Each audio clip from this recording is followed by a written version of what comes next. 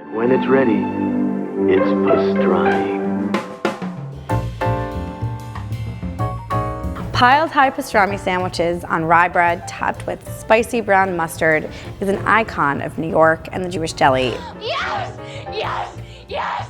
But why pastrami and where did it come from? Pastrami actually came from a Romanian dish called pasterma, which was made traditionally from goose. When Jewish immigrants arrived in the late 19th and early 20th centuries, goose was not readily available, but beef was cheap and in abundance. And so goose pasterma morphed into beef pastrami. So how did pasterma become pastrami? It's actually a pretty simple theory. Pasterma was being served alongside salami as Jewish delis were emerging in the Lower East Side of New York City. Pastrami rhymes with salami, pasterma, pastrami, and that's how pastrami was born. I find the pastrami to be the most sensual of all the salted cured meats. Pastrami is most typically made from the same cut of beef as brisket. And by the way, so is corned beef. It's brined for several days or up to a week, and then it's hot smoked. It's different from corned beef, which is similarly brined but then boiled. And by the way, if you're thinking that corned beef is an Irish dish,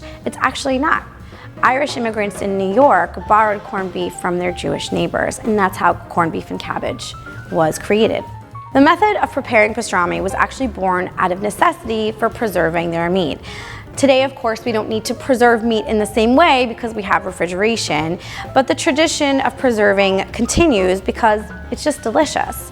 You can actually pastrami any kind of meat and even fish. Yeah, pastrami lox is totally a thing.